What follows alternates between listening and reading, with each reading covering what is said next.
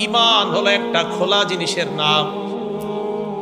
লিবাসুহু আত-তাকওয়া, ঈমানের পোশাক হলো আল্লাহকে ভয় করা।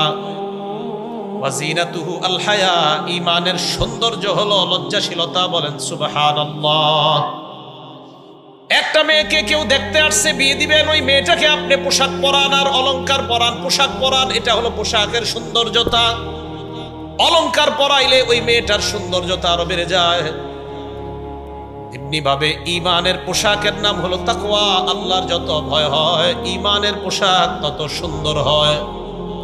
আর যার যত বেশি লজ্জা, ঈমান তার তত বেশি সুন্দর হয়ে যায়। বোঝা যায় ঈমান তত সুন্দর হবে যার যত বেশি লজ্জা। ঈমানের পোশাক তত সুন্দর হবে যার মধ্যে যত বেশি আল্লাহর ভয়। তাহলে আল্লাহর ভয় এটা হলো ঈমানের পোশাক, আর লজ্জাশীলতা এটা ঈমানের সৌন্দর্য। আল্লাহ আমাদের সকলের ঈমানগুলোকে সৌন্দর্য মণ্ডিত করার তৌফিক দান করেন। ২ নাম্বার কথা, মান কাসাহুল হায়া সাওবা লাম ইয়ারান নাস আইবা। কোন মানুষ যদি লজ্জার পোশাক পরে নেয়, তার দোষ ত্রুটিগুলা বেশি ঢাকা থাকে। আমি আপনাদের সামনে পোশাক পরে বসলাম, আপনারা আমার সামনে পোশাক পরে বসলেন, আপনারা আমার দিকে তাকিয়ে আছেন, আমি আপনাদের দিকে তাকিয়ে রইলাম। পোশাক পরার কারণে আপনাদের চেহারা, হাত সর্বোচ্চ, আর কিছুই আমি দেখতে পাই না। আপনারাও আমার চেহারা, হাত আর অন্য কিছু দেখতে পান না। তাহলে পোশাক পরার কারণে আমার শরীর ঢেকে আছে। মান কাসাহুল হায়া সাওবা, আপনি যদি লজ্জার পোশাক পরতে পারেন, আপনার দোষ ত্রুটি মানুষের থেকে আল্লাহ আড়াল করে দেয়। আপনি যত বেশি লাজুক হবেন, আল্লাহ আপনার দোষ ত্রুটি তত বেশি মানুষের থেকে হেফাজত করবেন।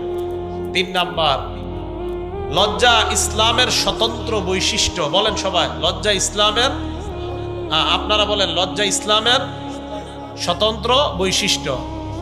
ইবনে মাজাহ হাদিস নাম্বার 4181 নাম্বার হাদিস। ক্বালা রাসূলুল্লাহ সাল্লাল্লাহু আলাইহি ওয়াসাল্লাম, আল্লাহ নবী বলেন, ইন্না লিকুল্লি দীনিন খুলুকা ওয়া খুলুকুল ইসলামি আল হায়া। নবীজি বলেন, প্রত্যেকটা ধর্মের একটা স্বতন্ত্র বৈশিষ্ট্য আছে। ইসলামের স্বতন্ত্র বৈশিষ্ট্য হলো লজ্জাশীলতা।